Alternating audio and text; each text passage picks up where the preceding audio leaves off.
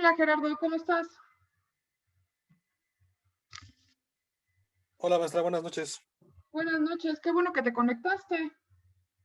Sabes que estoy viendo que no puse la lámpara esta. Espérame, para mejor luz. Espérame tantito, ¿eh? Sí se van a conectar todos, ¿no? La verdad no sé, maestra, con eso de que según está con lo que la abuela, que no sé qué, no sé, la verdad. ¿No? ¿En el chat no dijeron nada? No, no han dicho nada del chat del grupo. Ah, qué raro. A ver, espérame tantito, ¿eh? Lo voy a silenciar tantito.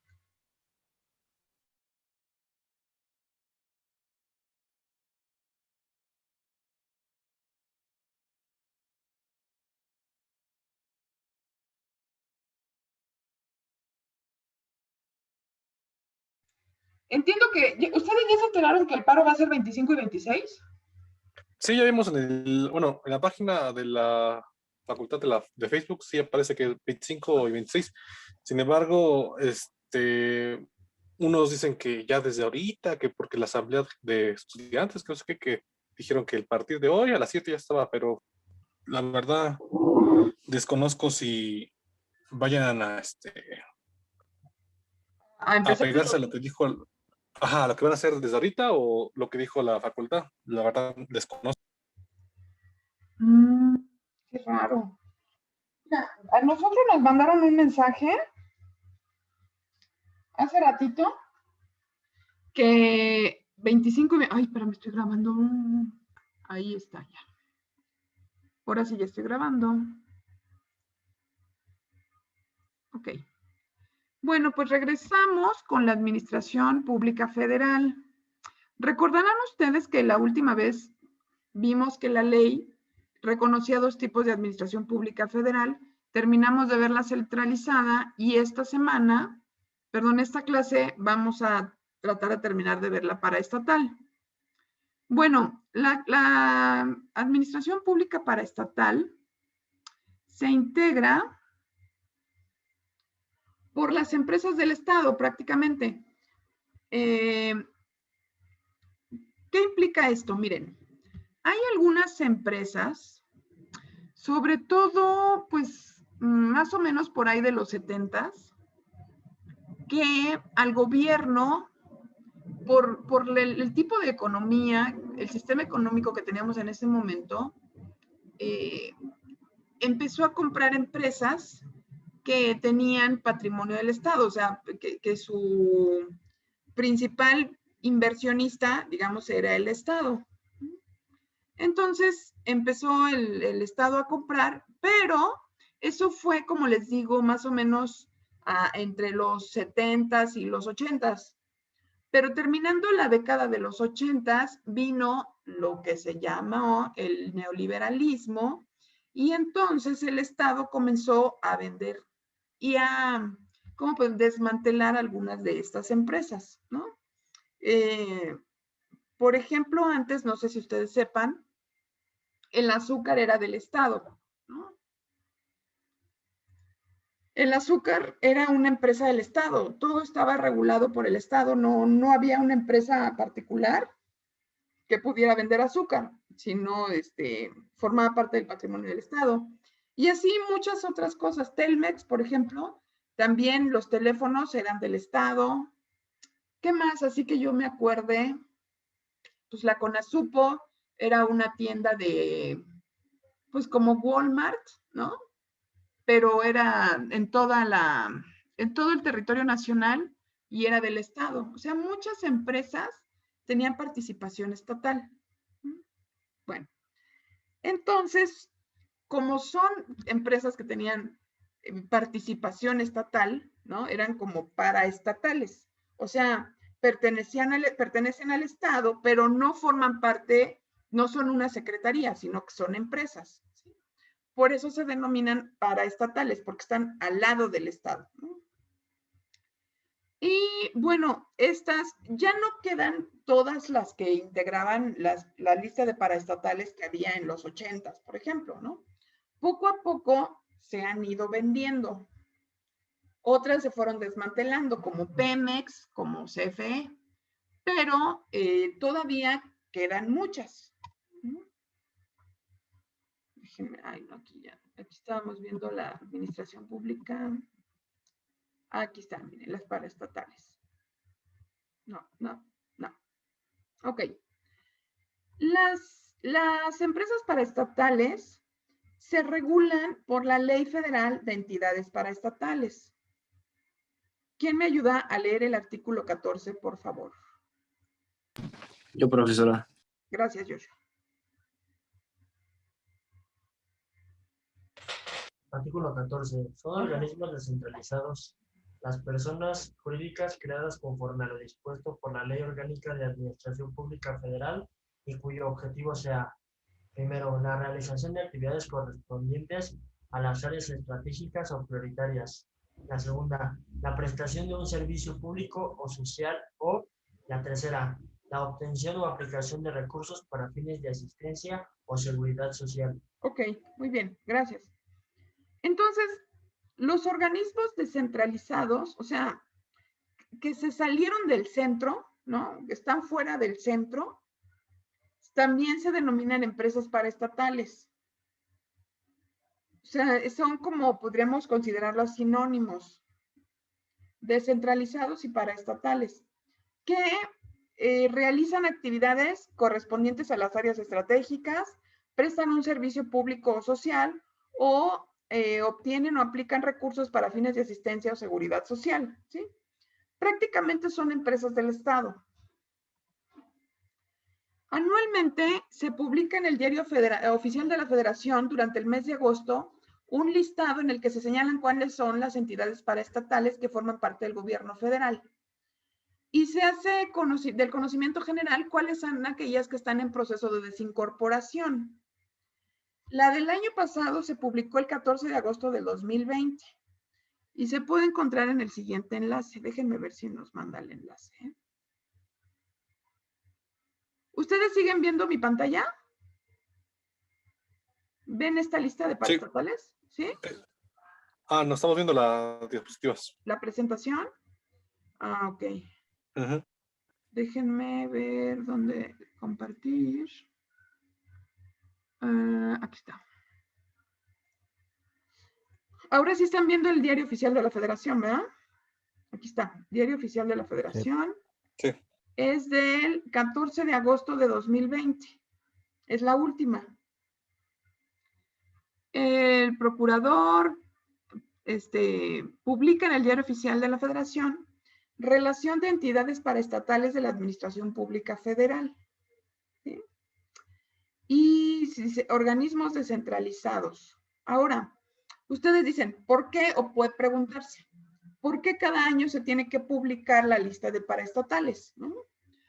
Porque, como les mostré en la presentación, muchas de ellas están en proceso de desincorporación. ¿Qué significa? Que las están vendiendo.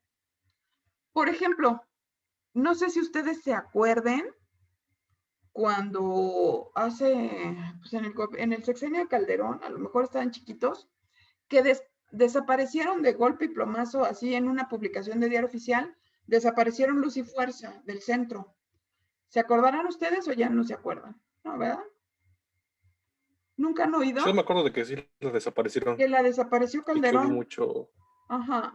De golpe y porrazo, sí, de un día para otro. De un día para otro. Bueno, la gente de Luz y Fuerza dejó adentro sus computadoras, ropa, o sea, lo que puedes dejar en un trabajo. Porque salieron de trabajar y ya nunca regresaron.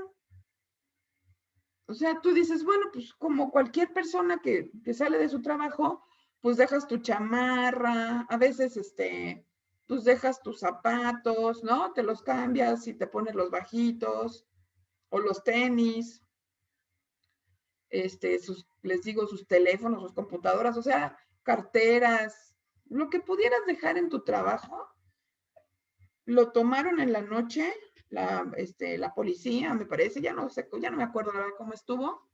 No me acuerdo si el ejército, la policía, la marina, quién tomó las instalaciones y ya no los dejaron entrar al siguiente día.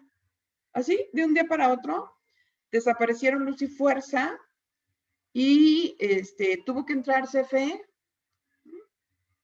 Entonces, pues así puede ser que desaparezca una paraestatal o que la vendan, que la pongan a la venta y la estén comprando, pues en proceso de desincorporación.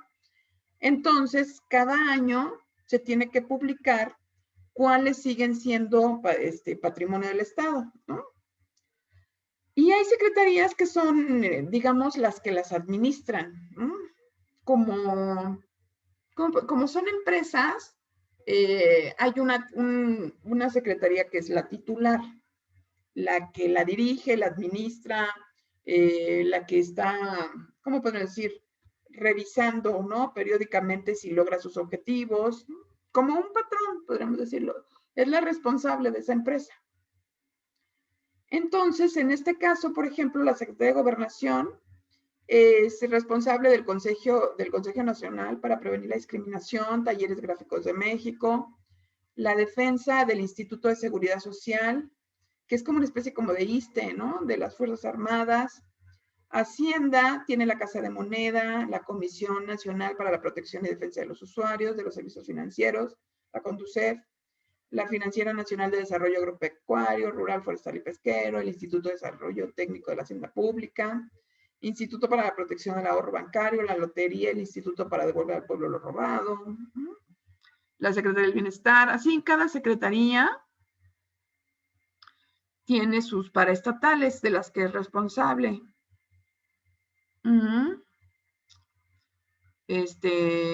Servicio postal, por ejemplo, la Secretaría de Comunicaciones tiene el Servicio Postal, Telecomunicaciones de México. La Secretaría de Educación Pública, miren, tiene un montón. Hospitales, no, perdón, es la Secretaría de Salud, perdón. Colegio de Bachilleres, pues es una paraestatal. Colegio Nacional de Educación Profesional Técnica, Comisión Nacional de Cultura Física y Deporte, la Comisión Nacional de Libros de Texto, el Fondo de Cultura Económica, el Instituto Mexicano de la Radio, así. La Secretaría de Salud pues, tiene un montón de hospitales, Secretaría del Trabajo, la Comisión Nacional de Salarios Mínimos, así. Hay en total, ¿cuántas? Vamos a ver, ¿no? Hay en total, 204, ¿no? 204 paraestatales. Y estas son las que se están vendiendo en proceso de desincorporación. Ferrocarriles Nacionales, la lotería. Sí, eso sí me acuerdo que dijo Andrés Manuel que iba a venderla. Creo que la iba a fusionar, ¿no? La lotería con pronósticos. ProMéxico, también, sí me acuerdo que lo desaparecieron. El Consejo de Promoción Turística, sí me acuerdo también que estaba en proceso de desaparición, ¿no? Desincorporación, los van a deshacer. Pues así nacieron estas empresas, que son empresas del Estado. Prácticamente, miren, por ejemplo, tienen ese ADCB, ¿no? Son como empresas. ¿Cómo ven, chavos? Esas son las paraestatales. ¿Dudas?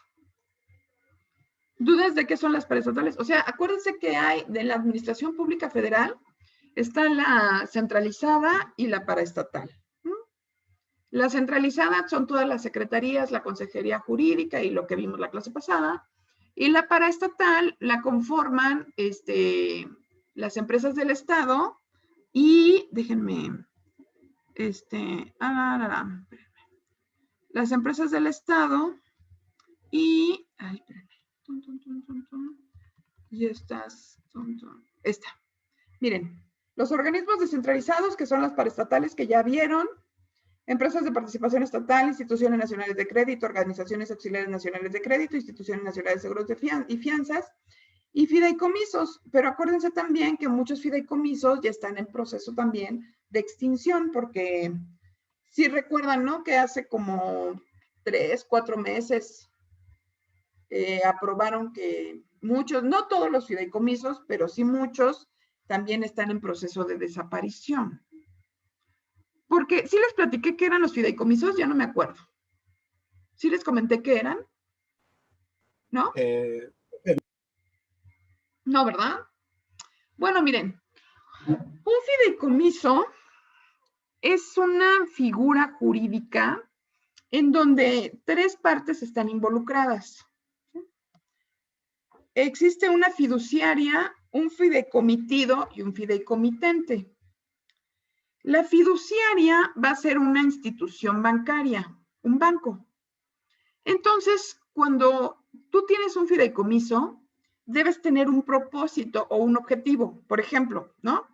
Vamos a suponer que yo tengo mucho dinero, no sé qué hacer con él, y ustedes saben que yo tengo mucho dinero y me piden que yo sea su madrina de graduación.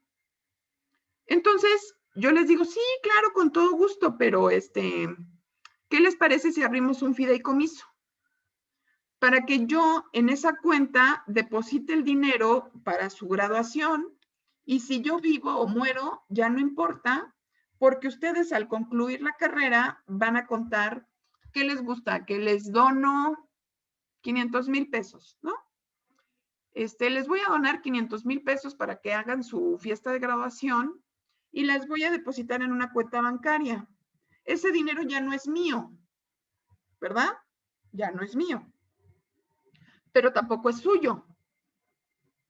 ¿Por qué? Porque lo van a poder cobrar o lo van a poder sacar hasta que terminen la carrera.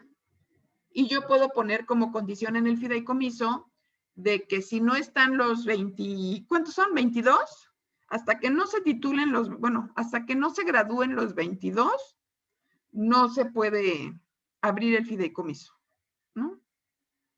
Entonces, ¿por qué? Pues porque yo los quiero mucho y porque quiero motivarlos a todos a que terminen la carrera. Si uno se sale, no van a poder cobrar el fideicomiso. Tienen que terminar los 22. Entonces, eso es un fideicomiso, ¿no?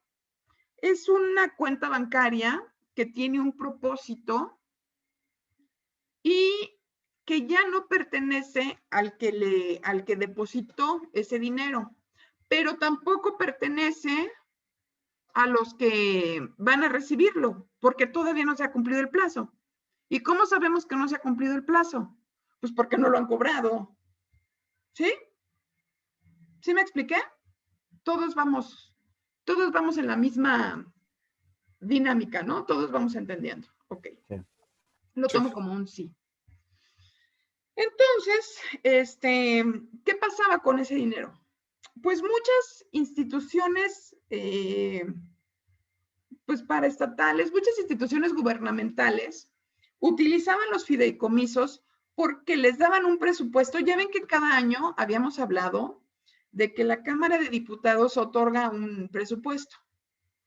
Bueno, hay ocasiones en que los organismos, ¿no?, públicos no se terminan ese dinero, no lo terminan, no lo acaban, pero tampoco lo quieren devolver a la hacienda pública porque dicen, no, pues te lo devuelvo y al rato ya no me das lo mismo. ¿Por qué? Porque entonces va a haber hacienda que no se lo gastaron. Y si no te lo gastas, entonces al siguiente año te va a decir, bueno, pues si no te lo acabas, te voy a dar menos, ¿no? Entonces, como no quieren recibir menos dinero, lo que hacen es que lo depositan en un fideicomiso. ¿Y qué pasa si tú depositas el dinero en un fideicomiso? ¿Sigue siendo público o ya no es dinero público? ¿Qué creen ustedes que pasa? ¿Es dinero público o ya no es dinero público? Ya no es dinero público, ¿o sí? Ya no es dinero público. ¿Por qué? Porque entró un banco. En el momento en que entra un banco, el banco es de particulares. El banco no es del Estado. Entonces, tú depositas el dinero en un fideicomiso y dices, este dinero va a ser para remodelar el edificio de la facultad, ¿no? Remodelar la facultad de contaduría. Pero entonces, ¿qué ocurre? Tú dices, el dinero se depositó en un fideicomiso, pero como ya no es dinero público, entonces el gobierno ya no tiene facultades para rastrearlo. Se acaban ahí sus atribuciones. Hagan de cuenta que ya entra como a otra esfera jurídica, ¿no? De lo público pasa a lo privado. Entonces, metían el dinero a los fideicomisos y decían que lo iban a utilizar para cierto fin, ¿no? Pero ¿qué pasaba? Que si no lo utilizaban para ese fin, ya nadie lo notaba porque ya no era dinero público, ya lo habían ingresado al fideicomiso. Entonces se perdían ahí los controles, ya ahí ya no los puedes auditar. O sea, en el momento en que ellos te decían, ingresó este dinero que me sobró del presupuesto, lo etiqueté para remodelar las instalaciones el año que entra. Y decía la Auditoría Superior o el órgano interno de control, oye, entonces, dime cómo lo etiquetaste. Ah, pues lo etiqueté porque lo metí en un fideicomiso. Y luego, pues está en el fideicomiso. Ya te dije que está en un fideicomiso. Oye, pero ¿y la remodelación? No, pues es que todavía no la necesito, pero ya no, o sea, tú ya no me puedes auditar a mí porque yo lo ingresé en el fideicomiso. Y el banco, pues es una empresa privada que los auditores no tienen atribuciones para ir a meterse a las cuentas de las instituciones públicas. Entonces, ¿se prestaba a qué? Pues a malos manejos. A lo mejor no. A lo mejor las instituciones públicas eran muy honradas y sí utilizaban el fideicomiso para lo que habían presupuestado. Pero como ya son fondos privados, pues ya no los puedes controlar. Entonces ya quedaba como al arbitrio, ¿no? De cada institución, más bien de la gente que dirigía las instituciones públicas. Entonces, para evitar esos contratiempos, la nueva administración, este presidente dijo, ¿saben qué? Se les quitan los fideicomisos y véngase para acá toda la lana. Ya, bye. Entonces, pues obviamente, muchos se molestaron, ¿no? Imagínense en este supuesto, ¿no? Que yo les dijera, oigan, pues les voy a dar dinero para su graduación. Y luego venga el director y les diga, ¿saben qué? Tráiganse ese dinero para acá. Claro, ese dinero era mío, ¿no? En el caso de los fideicomisos del Estado, pues era del Estado. O sea, de la cuenta pública, del erario público, separaban ese dinero que sobraba, lo ingresaban en el fideicomiso y ahí se quedaba, ¿no? Entonces, cuando les quitan los fideicomisos, pues obviamente no les pareció, se molestaron, se ofendieron, primero porque ya pensaban que era su dinero, ¿no? Segundo, pues porque era presupuesto pues de las instituciones públicas. Tercero, pues porque ellos podían manejarlo a su antojo. Ellos podían decir, ay, pues tengo ese dinero del fideicomiso y ya no tengo controles, o sea, no hay controles sobre él, yo puedo disponer, o sea, decir que lo etiqueté, pero ya no es como las cuentas públicas, que si lo etiquetas para comprar uniformes, no puedes comprar coches, ¿no? Lo tienes que gastar en uniformes. Ok, pues cuando lo mandas al fideicomiso, pues ¿cómo tienes esos controles? Ya no los tienes. O sea, puedes decir que para la remodelación del edificio, pero pues se queda en una buena intención. Ya no es auditable. Entonces, pues mucha gente se opuso a esa medida porque nunca nadie se había atrevido a tomar el dinero de los fideicomisos. ¿Por qué? Pues porque, pues no sé, por acuerdos, a lo mejor por arreglos, porque ellos tenían otras partidas y utilizaban de ese dinero, pero nadie nunca se metió con los fideicomisos hasta esta administración que los retiró, se llevó todo el dinero y ahorita está la Suprema Corte viendo o valorando si es constitucional o no es constitucional retirar los fideicomisos, ¿no? ¿Ustedes qué opinan?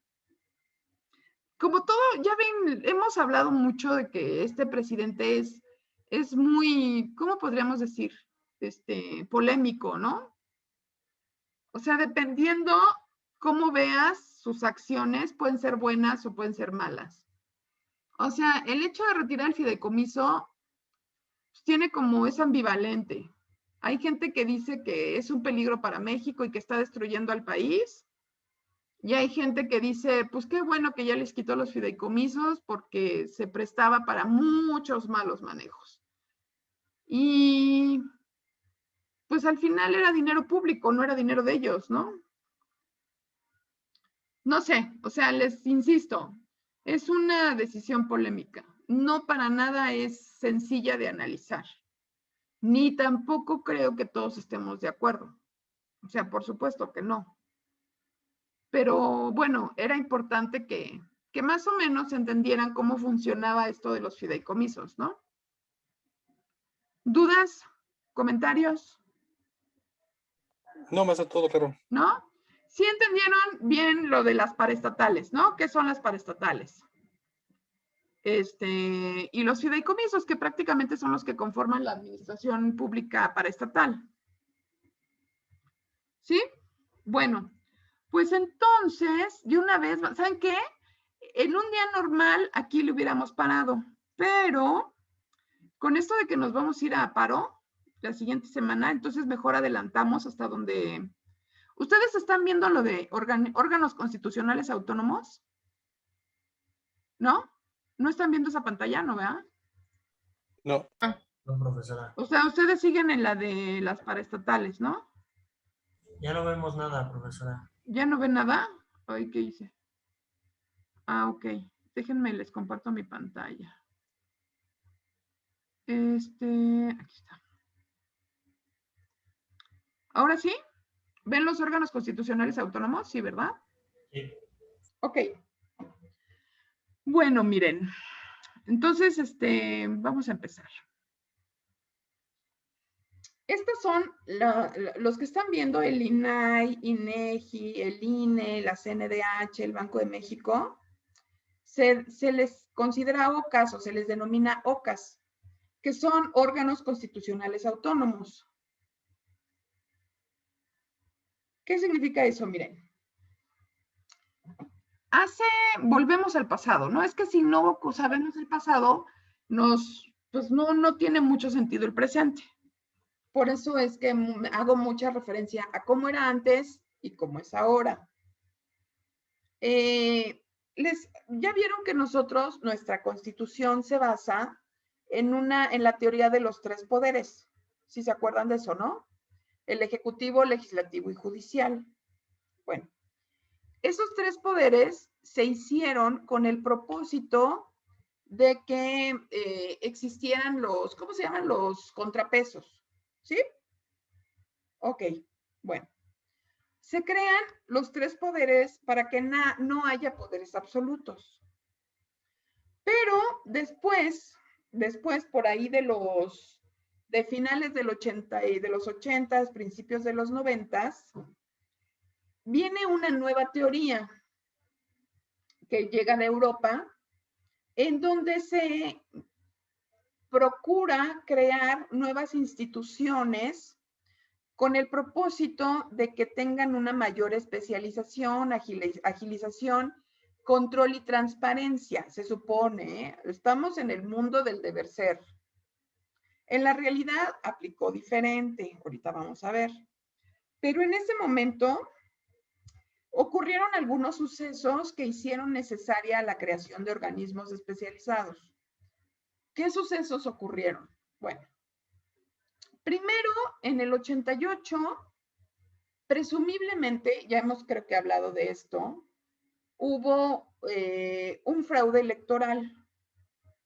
Entonces, anteriormente, antes del 88, el secretario de Gobernación era el encargado de convocar las elecciones, de llevar a cabo las elecciones. Y consecuentemente, la credencial que daba la Secretaría de Gobernación era la misma con la que acudías a votar. En ese momento no existía la credencial con fotografía. eran unas credenciales que nada más traían tu nombre, eran naranjitas, de un color naranja, que no tenían mayor control. Es decir, ya ven que ahora la credencial para votar, pues tiene que marcas indelebles y que la banda de no sé qué, y que tu foto, y que mil controles, ¿no? Y creo que hasta los ojos y el tipo de sangre y no sé qué más. Bueno, obviamente en ese momento no existía ni la tecnología, ni la posibilidad de llevar a cabo esos controles. Bueno, todas esas circunstancias dieron lugar a que presumiblemente se haya llevado a cabo un fraude electoral. Entonces, con el propósito de que no hubiese estabilidad en el país, se creó un organismo encargado con el único propósito de llevar a cabo el proceso electoral. Ese organismo se llamó Instituto Nacional Electoral. Su único propósito y su único fin era llevar a cabo las elecciones de manera limpia y transparente. ¿Sí? Y para ello se le otorgó la lista nominal y la credencial para votar. Por esa situación en México, nosotros la credencial para votar es nuestra identificación oficial, porque antes dependía de la Secretaría de Gobernación. Eso ya también creo que se los había comentado. Bueno, pero no nada más se creó ese organismo, sino que empezó a desarrollarse toda una teoría jurídica de que era necesaria otorgarle independencia a otros, bueno, no independencia, la palabra no es independencia, autonomía a otros organismos para darles también un nivel más alto de especialización y mayor agilidad y transparencia, mayor control, se supone. ¿Sí? Entonces, a partir de la creación del INE, empezaron a crearse otros organismos. ¿Como cuál? Por ejemplo, como la Comisión Nacional de Derechos Humanos, que también es otra atribución que tenía la Secretaría de Gobernación.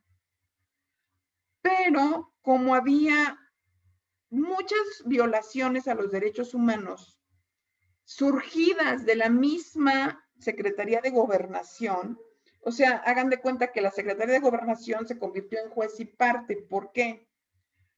Porque por un lado violentaba derechos humanos y desaparecía personas, y por la otra era la que se encargaba de investigar y dar recomendaciones.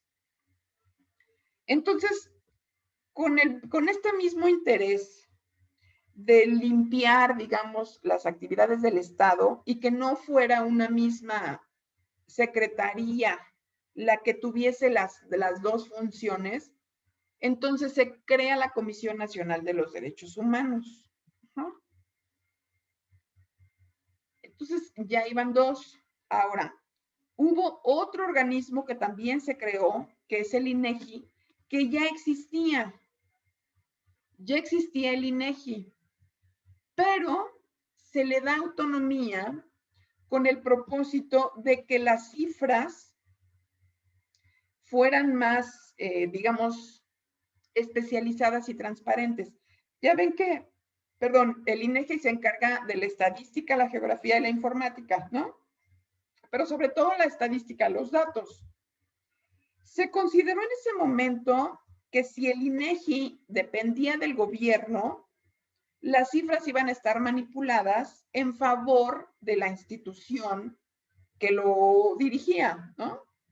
Entonces, con el propósito de que fuera más transparente y las cifras que manejara fueran más creíbles, sucedió lo mismo que con el INE, con la Comisión Nacional de los Derechos Humanos, y se crea, más bien no se crea, porque ya existía, se le da autonomía al INEGI, al Instituto Nacional de Estadística, Geografía e Informática. ¿Sí? Y con ese propósito también se lleva a cabo la autonomía del INEGI. Ahora dice, estos surgen en Europa y su establecimiento se expandió por Asia y América como consecuencia de la nueva concepción. Es una nueva teoría de, ¿cómo podríamos llamar? Como les dije, equilibrios, ¿no? Lo que se buscaba, o sea, nuestra Constitución básicamente está soportada en un tripié, ¿no? Que es el poder ejecutivo, legislativo y judicial. Pero como estos poderes se consideraron insuficientes, hubo que crear otros organismos, digamos, como paralelos, que también apoyaran esta teoría de los contrapesos. Y se les dotó de autonomía a ciertas instituciones públicas. Ahora, ¿qué es la autonomía? La autonomía es que estos organismos se les va a dar su presupuesto y ellos van a crear los contrapesos para poder administrarlo. Es decir, se van a autoadministrar y van a crear su normatividad interna para poder especializarse en el campo en el que, o digamos en la materia para la que surgieron, ¿sí? Entonces, los órganos autónomos, a ver qué puse aquí, que ejercen una función primordial del Estado, establecidos en la Constitución, tienen relación de coordinación con los demás poderes, sin situarse subordinadamente en alguno de ellos. Es decir, aquí puse como un engrane, ¿no? Surgen con el propósito de que trabajan de manera coordinada para dar un mejor ejercicio de gobierno, ¿no? No dependen del presidente, son autónomos, reciben su dinero y se dedican únicamente a la materia para la que fueron creados, a tal grado que se considera que la gente que está trabajando ahí son especialistas en esa materia. Deben estar establecidos y configurados directamente en la Constitución. Por lo tanto, no tienen dependencia de una Secretaría de Gobierno, ni dependen del presupuesto, ni dependen del presidente, pero sí tienen su presupuesto público. Entonces se traduce en autonomía orgánica y funcional. Surgen bajo una idea de equilibrio constitucional basada en los controles de poder, evolucionando la teoría tradicional de la división de poderes. Es decir, es la división de poderes. Ahora, atribución de una o varias funciones primordiales del Estado que implica autonomía técnica. Es decir, deben atender a asuntos primordiales en beneficio de la sociedad. O sea, el propósito para el que deben haber sido creadas es para que sea beneficiada la sociedad. En la Constitución se les dota de actuación e independencia en su estructura orgánica para que alcancen sus fines y ejerzan una función del Estado. O sea, ¿por qué? Porque, por ejemplo, en el caso del INE, ¿no? Se supone que si dependían del presidente, el presidente podía manipular ese organismo para que las elecciones estuvieran viciadas. Ahora, en el momento en que tú los separas del poder, entonces van a llevar a cabo elecciones transparentes, se supone, ¿no? Porque para eso se crearon. O en el caso, por ejemplo, de la UNAM, que también es un órgano autónomo. Nada más que no es propiamente la UNAM un organismo autónomo porque se dedica a la educación.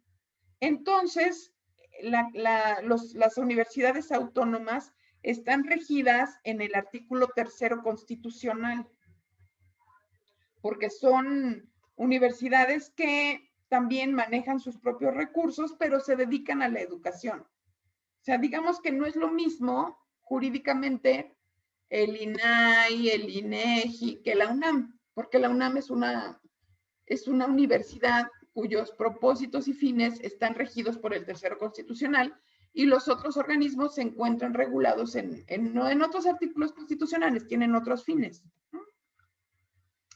Es decir, tienen facultad para expedir las normas que los rigen, tienen capacidad para definir sus necesidades presupuestales y para administrar y emplear los recursos económicos que les sean asignados. Deben mantener con los otros órganos del Estado relaciones de coordinación.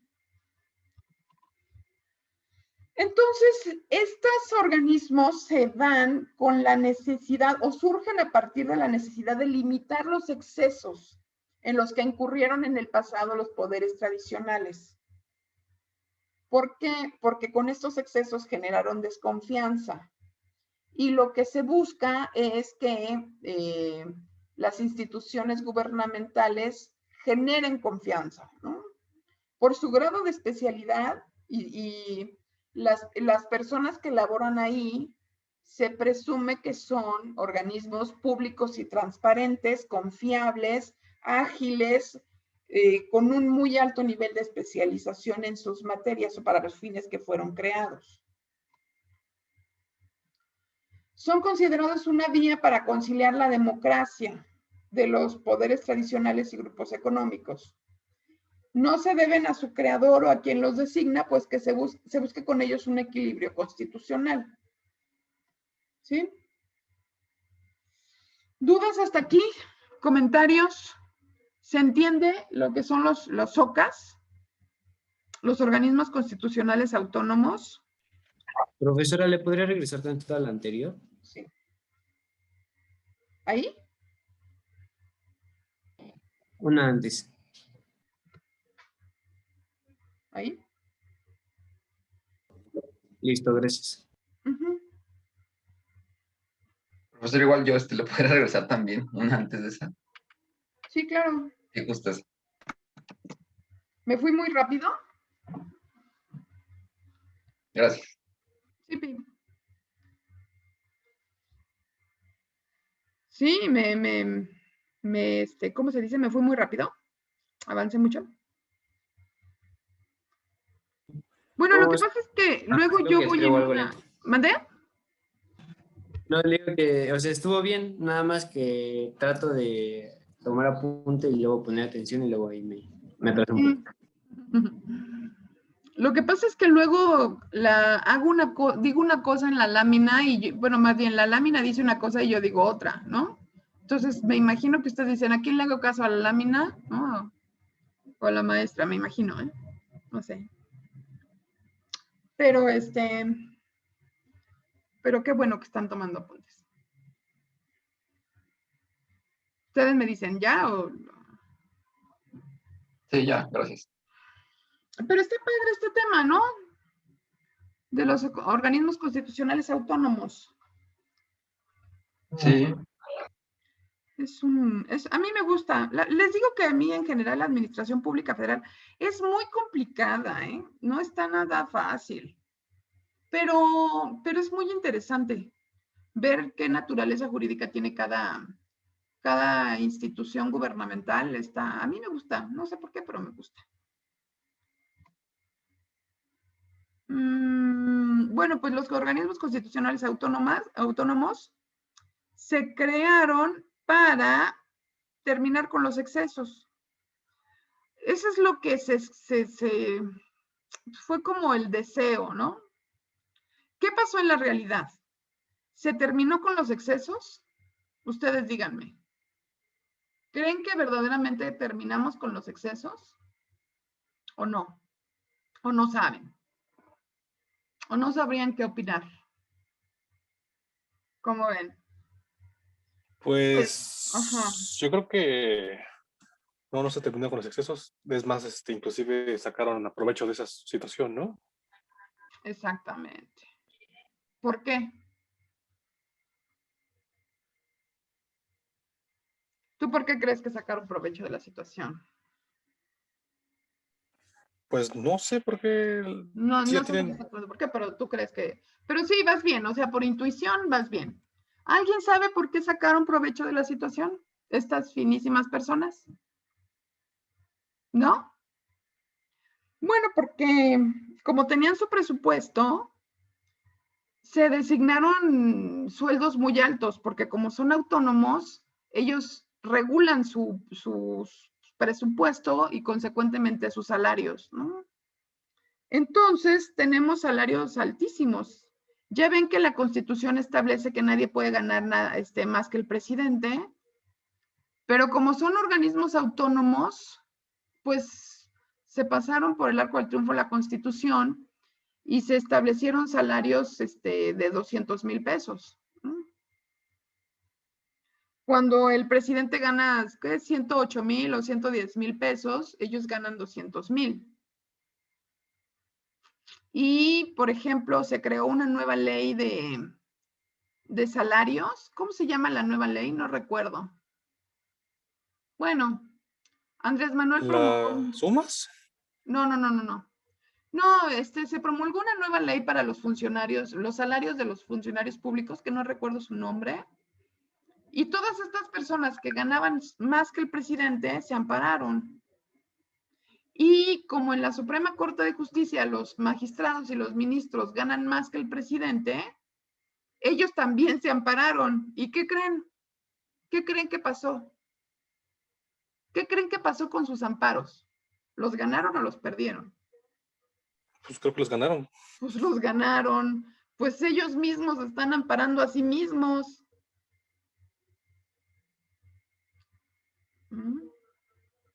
Pues imagínense, si yo hago mi amparo y yo me lo reviso y yo lo califico, es como si yo hiciera mi examen. ¿Ustedes creen que yo sacaría 5? Si yo hago mi examen y yo me califico y yo me pongo la calificación, pues de mensa saco 5, ¿verdad? Pues no, siempre sacaría yo 10 si yo me hiciera mis exámenes y yo me los calificara. Pues siempre sacaría 10. Así ellos hacen sus amparos y ellos mismos se los otorgan y todos están amparados ahorita. Entonces, vean la gran contradicción. Se crean estos en virtud de la necesidad de limitar los excesos en que ocurrieron los poderes tradicionales y crean organismos que también incurren en excesos, ¿no? Entonces, se busca una teoría de contrapesos para controlar las instituciones que no violenten el apego a la constitucionalidad. Y vienen estas y se ponen un sueldo superior a lo que gana el presidente. Y cuando les quieren bajar el sueldo, se amparan. Luego, son considerados una vía para conciliar la democracia de partidos. No se deben a su creador o a quien los designa, pues se busca con ellos un equilibrio constitucional. Pero ya existía un equilibrio constitucional que se vio rebasado. Se crean estos organismos que también rebasan los equilibrios, ¿no? Es una especie de descentralización de funciones en un grado extremo. No solo de la administración pública, sino de los poderes del Estado, con el propósito de evitar cualquier injerencia que pudiera afectar el adecuado funcionamiento del órgano del poder. O sea, ellos lo que dicen es que ganan también porque su nivel de especialización es muy alto. Entonces, no podrían ganar poco dinero por todo el dinero que han invertido en su, por todo el tiempo que han invertido en su conocimiento. Entonces, nosotros prácticamente en agradecimiento por todo lo que se han especializado, pues tenemos que darles esos sueldazos. Yo así lo interpreto, ¿no? Porque aquí habla del nivel de especialización. Entonces, como estas personas únicamente se encargan de el propósito para el que se creó esa organización, por ejemplo, los datos personales o las elecciones, como únicamente ven eso en un nivel muy alto de especialización, pues entonces hay que pagarles unos sueldazos por el tiempo que han dedicado a prepararse. Tienen autonomía técnica, es decir, que es la capacidad de los organismos para decidir en los asuntos propios de la materia específica que les ha sido asignada mediante procedimientos especializados con personal calificado para atenderlos. Esa es la autonomía técnica. Otra situación también que hemos visto en los excesos es que, por ejemplo, si sale, ahorita ¿en qué iPhone vamos? ¿En el iPhone 13, 14? ¿En qué iPhone vamos? ¿No se acuerdan? En el 12. ¿En el 12?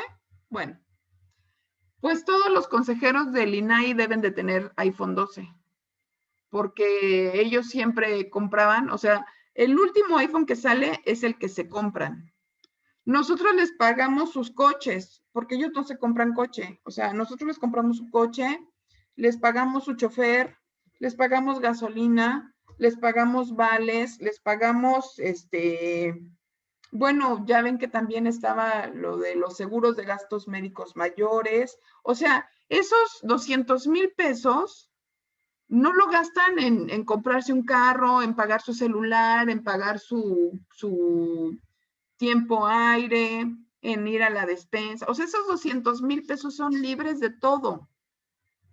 Porque por el grado tan alto de especialización que tienen, ellos merecen vales, merecen carro, merecen gasolina, chofer, vales de despensa. Autonomía orgánica o administrativa. No dependen jerárquicamente de ningún otro poder o entidad. Es decir, que guardan independencia de acción entre órganos u organismos públicos, los que no están sujetos a una subordinación. Establecen parámetros de organización interna. Autonomía financiera presupuestaria. Gozan de la facultad de definir y proponer, aquí está, sus propios presupuestos y de disponer de los recursos económicos que les sean asignados para el cumplimiento de sus fines. Ello garantiza su independencia económica. Bueno, no me hagan caso. Ustedes lo pueden buscar en Google. No crean que lo que yo les digo es cuestión de fe. Ustedes búsquenlo. Lorenzo Córdoba, el que es ¿cómo se llama? El consejero presidente del INE, pues todavía en el gobierno de Peña Nieto, presentó un proyecto en el edificio del INE para crear adentro una especie como de ciudad que iba a tener hasta huertos. Iba a ser Inelandia. Con su presupuesto se querían hacer pues no sé, como especie de tiendas departamentales, huertos familiares. O sea, era todo un proyecto magno, como si fuera a construir un aeropuerto allá adentro o no sé qué quiso hacer ese cuate. Nadie lo peló, pero quedó el proyecto ahí, ¿no? O sea, quería más presupuesto del que ya se les otorga para crear su Inelandia allá adentro. ¿Por qué? Pues porque como tienen independencia económica, les digo que el presupuesto les da para comprarse el teléfono de moda, el carro de moda, ir a los mejores restaurantes porque les pagamos sus alimentos. O sea, dice, y ejercer su presupuesto, así como estar en posibilidad de generar recursos propios, como los derechos que cobre por prestaciones de servicios individualizados. Sí, también el INE puede dar clases, puede dar cursos y cobra por ello, y también eso se integra a su presupuesto. Autonomía normativa, ¿qué pasó, Fer? Sí, profesora, también el personaje que nos acaba de mencionar, Lorenzo Córdoba, estaba amparado, ¿no? Sobre Por supuesto. Les digo que todos están amparados. Todos están amparados porque no se quieren bajar el sueldo. O sea, si ganan 200,000 pesos, ¿cómo crees que van a ganar 110,000? Ni Dios permita. Eso es una ofensa. Y te digo que les compramos carro, les compramos el celular de moda. O sea, ellos tienen su presupuesto, ¿no?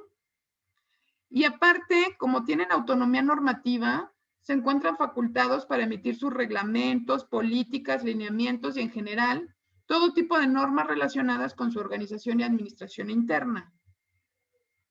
Claro, no pueden promulgar leyes, ¿no? Eso sí, no. Se pueden llamar normas, lineamientos, como políticas, pero no se pueden denominar leyes porque es una facultad exclusiva del Congreso.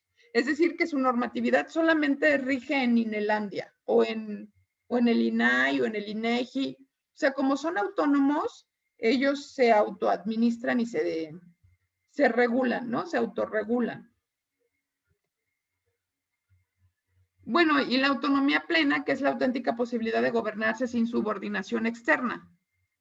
Y está regulado en el artículo, está establecido, perdón, en el artículo 116, fracción quinta y 122, apartado C, de la Constitución, donde establecen tribunales de lo contencioso administrativo para los estados y el Distrito Federal, con plena autonomía para dictar sus fallos. O sea, es autonomía plena.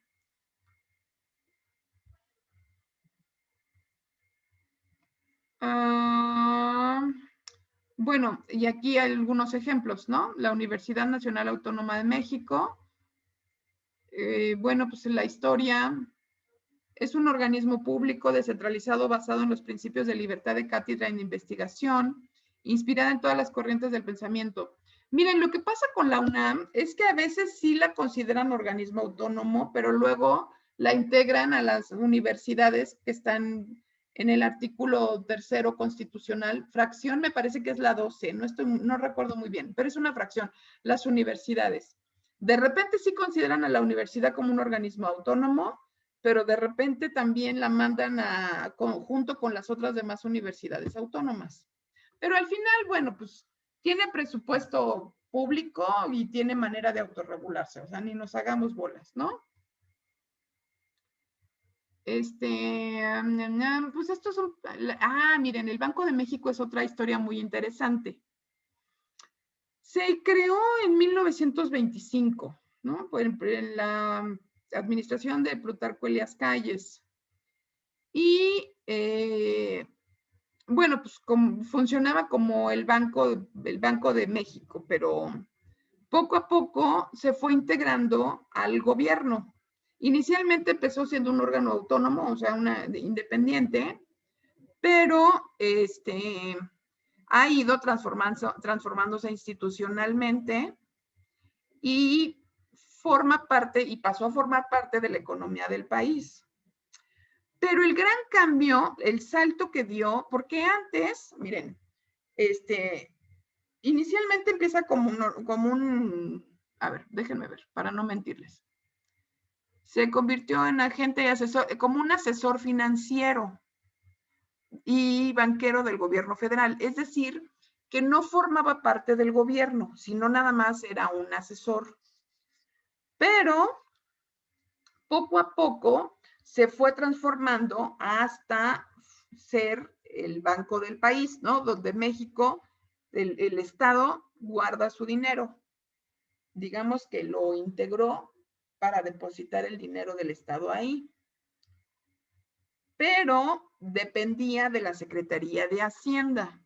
Siempre el Banco de México dependía de la Secretaría de Hacienda, es decir, dependía indirectamente del presidente, o sea, porque el presidente nombra al secretario de Hacienda y el secretario de Hacienda nombraba al presidente del Banco de México. Pero en los 90s vino una devaluación muy fuerte. Y bueno, no, desde los 80s, perdón, desde los 80s tuvimos muchas devaluaciones, pero en los 90 vino una crisis económica muy fuerte. Entonces, la manera de resolverlo fue creando, bueno, más bien, dándole autonomía al Banco de México para que se autorregulara y ya no dependiera del presidente, ya pudiera tomar sus decisiones.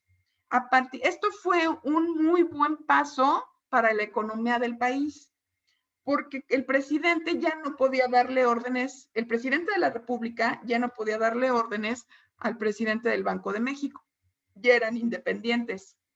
Entonces, al no darle órdenes, el Banco de México no emitía más billetes y esto generaba inflación. O sea, desde que se separan el Banco de México y el gobierno, hubo muchísima más estabilidad económica. Digamos que fue un acierto.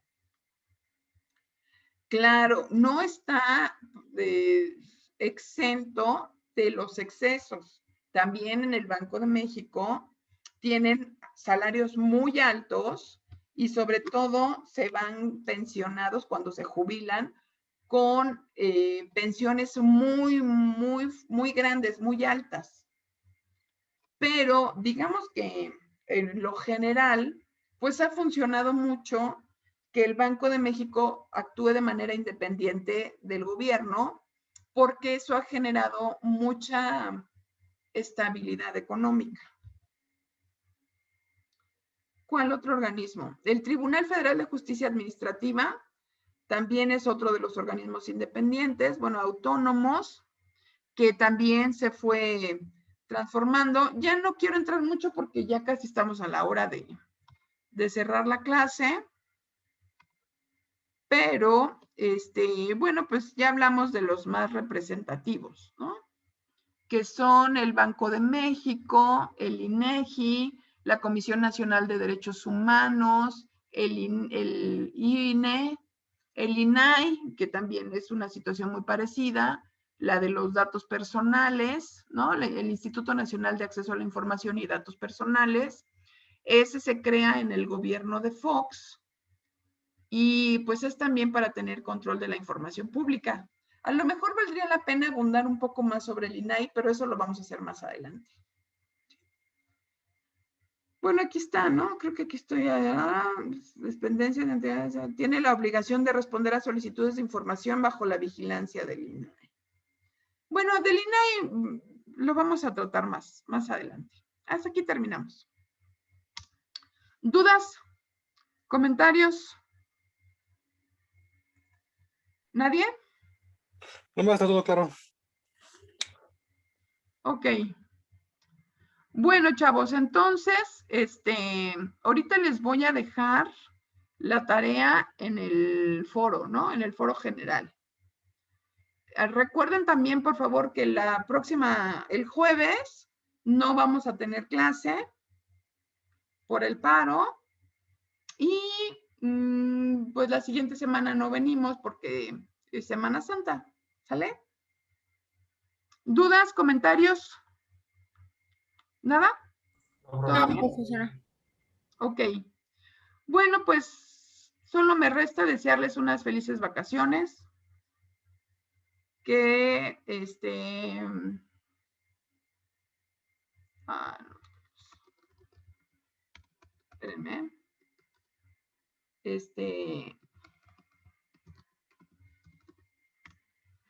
Yo lo único que les puedo decir es que les deseo unas muy felices vacaciones, no se expongan, cuídense mucho, cuiden a su familia y nos vemos primero Dios ¿qué es? ¿Qué quedamos que era el 6, ¿no? El 6 de abril. Esperemos que no se prolongue el paro, ¿no? Bueno, pues bonita noche.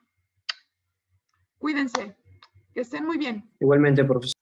Igualmente, profesora. Les subo la Gracias. clase Igualmente, profesora. Igualmente, maestra. Gracias, y profesor. Igual. las tareas. Chao. Gracias. Muy bien, maestro.